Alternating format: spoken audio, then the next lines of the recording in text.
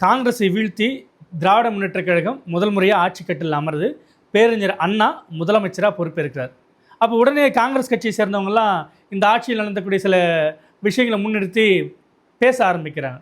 அப்போது பெருந்தலைவர் காமராஜர் என்ன சொன்னார்னா, இப்போ தான் ஆட்சிக்கு வந்திருக்கிறாங்க, இதோட நடைமுறைகள் புரியறதுக்கு அவங்களுக்கு கொஞ்சம் நாள் ஆகும், அதனால் ஒரு 6 மாதத்துக்கு அவங்கள எதுவும் விமர்சிக்காதீங்க அப்படின்னு ஒரு ஹனிமூன் பீரியடை அப்போதைய திமுக அரசுக்கு காமராஜர் கொடுத்ததா வரலாறு உண்டு.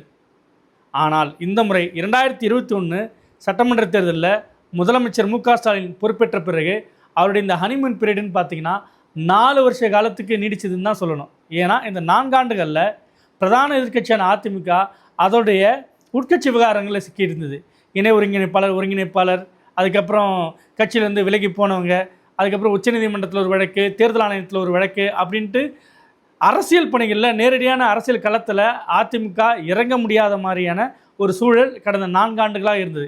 இதனால் எதிர்க்க யாருமே இல்லாத ஒரு கம்ஃபர்ட் ஜோனில் திமுக அரசு இருந்ததுன்னு நம்ம சொல்லலாம்.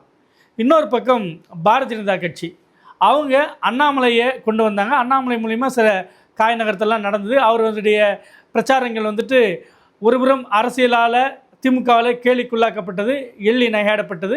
ஆனாலும் பாஜக என்ற ஒரு கட்சி இருக்கிறதுக்கான சில பல வேலைகளை அண்ணாமலை செய்தார். அதனாலும் அவரால் பெரிய அளவுக்கு திமுகவை வீழ்த்துவதற்கான ஒரு சக்தியாக பாஜகவும் உருமாற்ற முடியல, அவரும் உருமாறல. இது ஒரு பக்கம் இருந்தது. அப்படி பார்த்தீங்கன்னா தமிழ்நாட்டில் திமுகவுக்கு கண்ணு கட்டின தூரம் வரைக்கும் எதிரிகளே இல்லை.